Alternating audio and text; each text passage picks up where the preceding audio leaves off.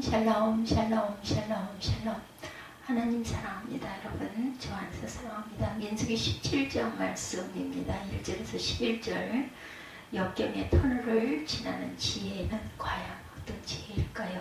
여호와께서 모세에게 일러 가라사대 이렇게 시작합니다. 17장은 너는 이스라엘 자손에게 고하여 그들 중에 각 종족을 따라 지팡이 하나씩을 취하되 곧 그들의 종족대로 그 모든 족장에서 지팡이 12를 취하고 그 사람의 이름을 각각 그 지팡이에 쓰되 레위의 지팡이에는 아론의 이름을 쓰라 이렇게 말씀합니다. 레위의 지팡이에는 아론의 이름을 쓰라. 그리고 4절에 그 지팡이를 회막 안에서 내가 너희 만나는 곳인 증거의 앞에 둬라 이렇게 말씀하시죠. 민수기 말씀 17장 말씀입니다.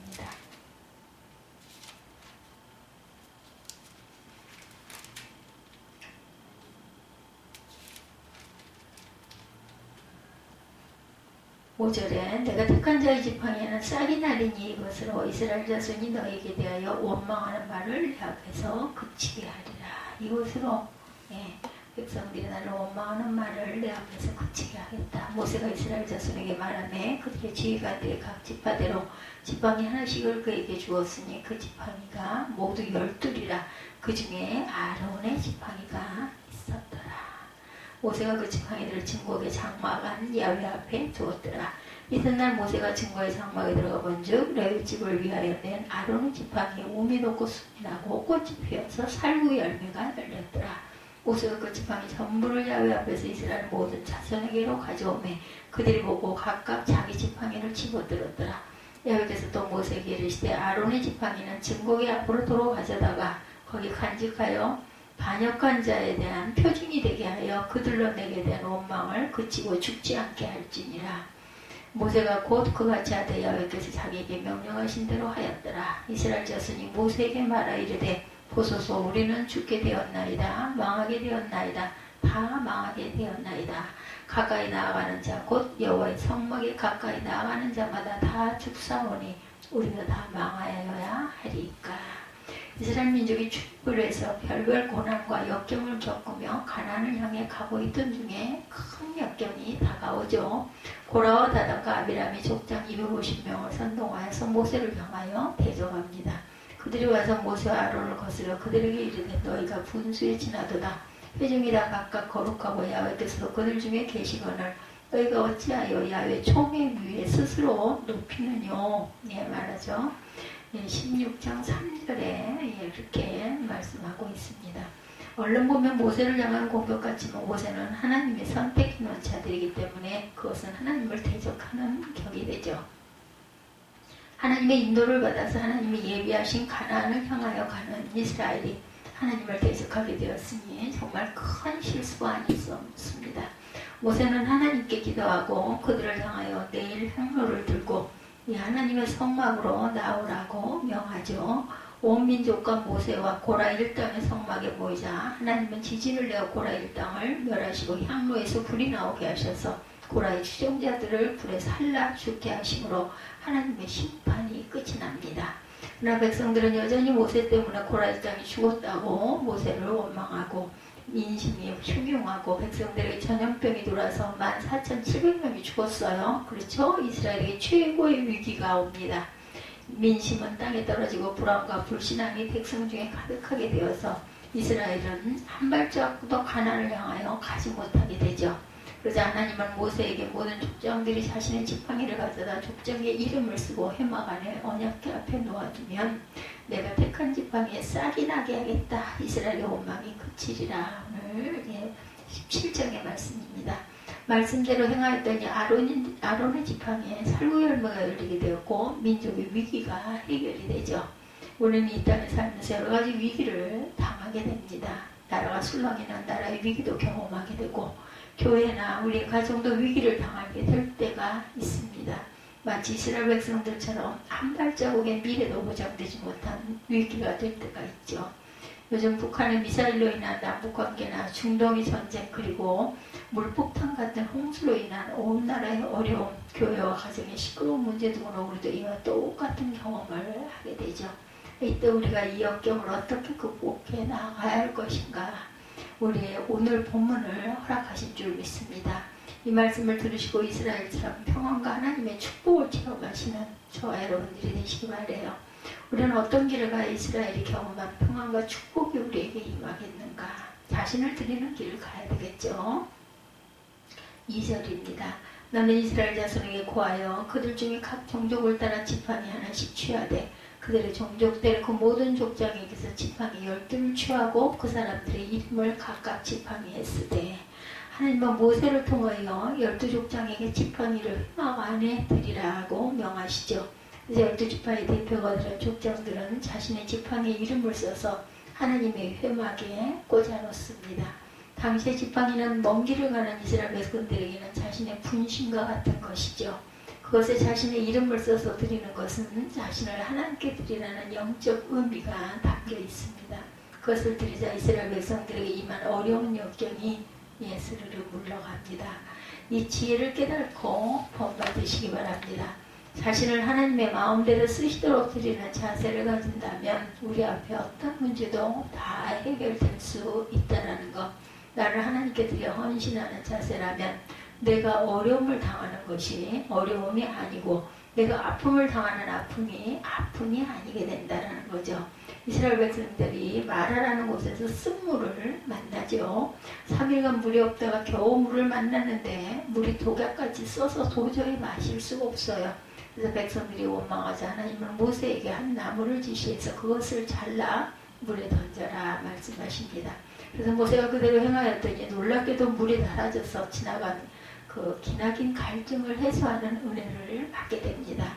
한 나무가 자신을 잘라드리면 쓴 물이 단물로 바뀐다는 거예요.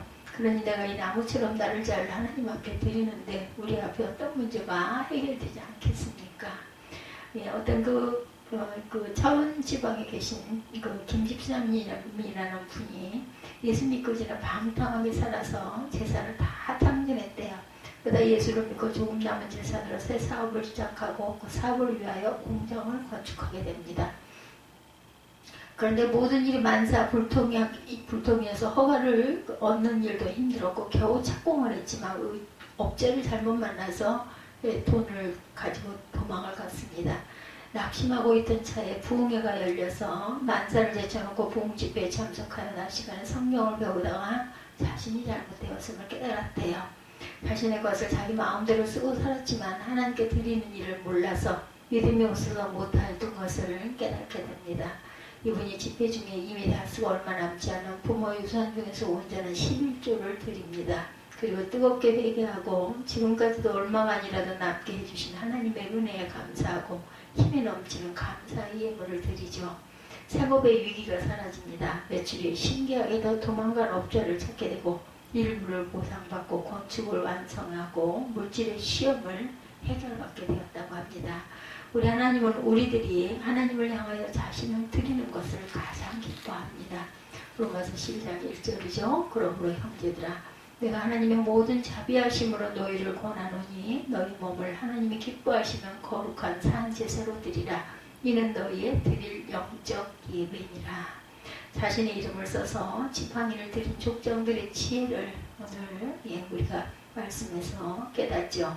그리고 우리도 우리 자신을 하나님께 진심으로 드려서 역경의 터널을 축복으로 바꾸시는 저와 여러분들이 되시기를 주님의 이름으로 축복합니다. 둘째, 회막으로 모일 때 역경의 터널을 지날 수가 있습니다. 하나님은 모세를 통하여 족장의 지팡이를 하나님의 제한 언약궤 앞에 두라고 하시죠. 그 지팡이를 회막 안에서 내가 너희가 만나는 곳인 증거궤 앞에 두어라. 4절이죠. 예.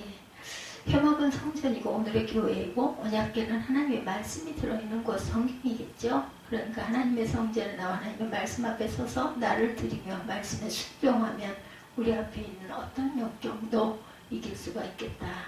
이 말씀을 통해서 가르쳐 주십니다. 그러므로 우리는 열심히 주의 성전에 나와야 되고 몸만 오지 말고 늘 마음도 함께 와서 모든 예배의 순서마다 은혜로 깨닫고 주시는 말씀으로 아멘 하시기 바랍니다. 그럼 우리의 어려움은 그 말씀 속에서 예배 속에서 해결해 주신다는 거죠.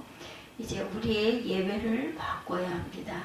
형식적인 예배, 의무적인 예배, 마음이 떠나버린 예배가 아니라 마음을 담은 예배, 감사가 담긴 예배, 말씀을 듣고 깨닫는 영과 진리의 예배가 되어야 되겠죠. 예, 초등학교 그 1학년 다니는 아이가 버스를 타고 학교를 늘 다녔대요. 매일 엄마가 버스표를 2장씩 줍니다. 하루는 학교에서 돌아오는 길에 집사님을 만나서 집사님이 태워주셔서 편하게 왔어요. 그리고 엄마에게 집사님이 태워주셨다고 자랑을 합니다. 그래서 엄마가 버스표 한 장이 남았겠네. 그거 잘 가지고 있지? 라고 했더니 집사님이 태워주셔서 필요 없게 돼서 버렸어. 그러더랍니다. 우리의 예배가 이렇게 왜 예배를 드리는지 의미를 잃어버린다면 이 아이와 다를 바가 없어요.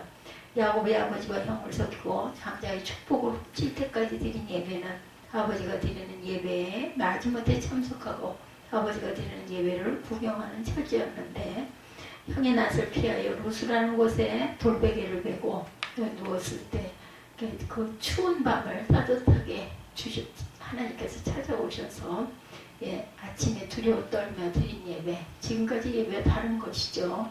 하나님의 은혜에 감사하고 아버지와 하나님이 아닌 나의 하나님으로 제사를 드렸고 자신의 전 재산인 기름 한 병을 드리는 참된 제사를 야곱이 드리게 됩니다. 하나님 그 예배를 받으시고 그를 축복하셔서 야곱의 업으로 길러 승리의 삶을 살게 축복해 주시죠. 이스라엘 백성이 미스바에서 드린 예배도 같습니다. 블레셋이 침공한다는 소식을 듣고 모든 백성이 두려움에 쌓여서 정말 하나님밖에 의지할 곳이 없자 그들은 사무엘에게 우리를 위하여 야훼 하나님께 간절히 기도해달라고 요청하죠. 그리고 자신들이 마음을 다하여 금식하고 하나님께 제사를 드리죠. 우리 하나님은 이런 예배를 받으시는 하나님, 그리고 우리를 바라여 블레셋을 두렵게 하시고 그들의 침공을 막게만 하신 것이 아니라 그들의 국경을 넘어 깃깔까지 쳐서 그 땅을 소유하는 복을 주셨어요. 우리의 예배는 어떤 예배인가? 정말 하나님의 말씀을 사모하고 정말 하나님을 만나기 위해서 예배에 나오셨습니까? 엘리야의 땅같이 예배에 내가 주인공이 되어서 하나님께 예배를 드리고 계십니까? 대문을 예배를 드리는 여러분의 삶의 위기는 사라질 것입니다. 오병이어의 역사가 나타날 줄 믿습니다. 야곱과 같은 응답을 받게 될 것이고 우리를 바라여 여러분의 어려움을 깨뜨려 주실 것입니다. 이 아침 하나님의 회막 안에 들어오셔서 증거계, 즉 말씀 앞에 살아고 명하신 하나님의 마음을 깨달으시기 바랍니다. 그리고 민족의 위기를 순위로 바꿔주신 하나님 놀라운 복을 받으시기를 축복합니다. 살구 열매가 열릴 때 역경의 터널을 지날 수가 있죠. 이스라엘의 위기는 정말 절박한 것이었어요. 요즘으로 말하자면 머리에 붉은 띠 두른 사람과 경찰이 대치하여 소방호스와 쇠막대기와 돌이 난무하는 그런 상황과 다를 바가 없었죠. 12지파 족장들이 지팡이 이름을 써서 가져다 놓고 다음날 가보니 다른 지팡이는 그대로 있는데 아론의 지팡이만 싹이 나고 잎이 피고 꽃이 피어서 살구 열매가 열렸어요. 이튿날 모세가 증거의 장막에 들어가 본즉 레위집을 위하여 난 아론의 지팡이에 우음이 돋고 순이 나고 꽃이 피어 살구 열매가 열렸더라. 8절입니다. 아론의 쌍난 지팡이와 하룻밤 사이에 살구 열매를 본 이스라엘 백성들은 하나님의 능력을 깨닫습니다. 하나님이 멀리 계신 것이 아니고 우리 옆 회막에 친히 계셔서 모세와 아론을 보호하고 지목하여 자신의 지도자로 세웠다는 진리를 깨달았어요. 그래서 모두 하나님의 마음에 그 뜻에 순종하면서 소동하고 소유하던 백성들의 모습이 사라지고 백성들 사이에 질서가 잡히게 되죠. 그러면 아론의 지팡이에 싹이 나고 살구 열매를 열게 하신 하나님의 뜻이 무엇이기에 이스라엘 백성들은 순종하고 마음을 정돈할 수가 있었는가? 신앙적으로 깨어있으라는 것이죠. 살구나무는 이스라엘 지역에서 모든 식물이 성장을 멈추는 시기에 홀로 꽃을 피워 사람을 기쁘게 하는 나무입니다. 그래서 살구를 샤케드라고 하는데 이것은 파수자라는 뜻이에요. 때문에 아론의 지팡이에 살구꽃이 피고 열매가 열렸다는 것은 영적으로 잠자고 잠자지 말고 깨어서 파수꾼같이 살면 민족의 역경을 해결해 주신다는 하나님의 약속입니다. 하나님이 택하신 지도자의 순종하라는 명령이죠. 내가 택한 자의 지팡이에서 싹이 나리니 이것으로 이스라엘 자손이 너희를 대하여 원망하는 말을 내 앞에서 그치게 하리라. 예, 5절이죠. 살구 열매가 열리는 아론의 지팡이를 보고 그가 하나님이 택하신 특별한 지도될 지도자임을 이스라엘 백성들이 인식하면 모세와 아론을 향하여 원망하는 말을 스스로 그치게 해주신다는 것이죠. 그래서 모세와 아론의 명령에 순종하면 하나님이 그들을 축복하시고 위기를 해결하시고 가나안을 주시겠다 이렇게 약속합니다. 옛날 어느 배에 큰 바다를 항해하다가 풍랑을 만나 배가 파손되고 승객들 중 20명이 해류에 떠내려가서 인근의 무인도에 닿습니다. 구조를 요청한 아무런 도구도 가지지 못해서 낙심하고 다음날 풍랑이 멎은 바다에 나가보니 자기들이 탔던 데가 파손이 된 채 해안가에 밀려와 있더랍니다. 그 뱃조각을 살피니 그 속에 작은 양식과 씨앗이 남아있어서 양식으로 급한 식량을 해결하고 씨앗을 파종하여 장례를 준비하기로 했다고 해요. 그러던 그들이 씨를 파종하기 위해 땅을 파다가 금광을 발견합니다. 그들은 농사를 포기하고 많은 금을 캐는 일에만 열중하게 돼요. 그때 그들 중에 지혜로운 한 사람이 그들을 설득합니다. 구조받은 길은 요원하고 가지고 있는 양식이 얼마 되지 아니하니 금을 캐는 일보다 농사를 짓는 일이 우선이다 설명했다고 그러죠. 그런 사람들은 눈앞에 금이 더 크게 보여서 모두 농사를 포기하고 금만 캤어요. 가을이 왔는데 그들 모두는 넉넉한 금을 가져서 갚으러 갈 수 있을지 모르지만 지혜로운 자의 공고를 무시했기에 당장 먹을 양식이 떨어집니다. 그들은 엄청난 금을 가진 부자였지만 양식이 없어서 그 섬에서 모두 굶어 죽었다고 그러죠. 하나님은 어느 곳에서든지 지도자를 세우십니다.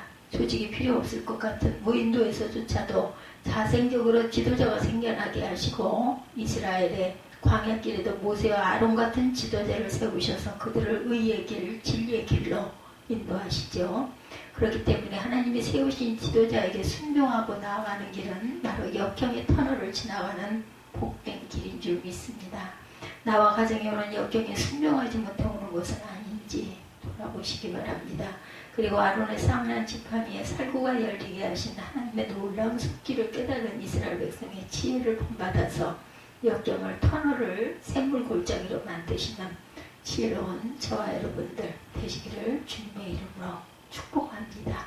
예, 오늘 민수기 17장 1절에서 11절 역경의 터널을 지나는 그 지혜 이런 제목으로 함께 은혜를 나누셨습니다. 오늘도 주 안에서 승리하시기 바랍니다.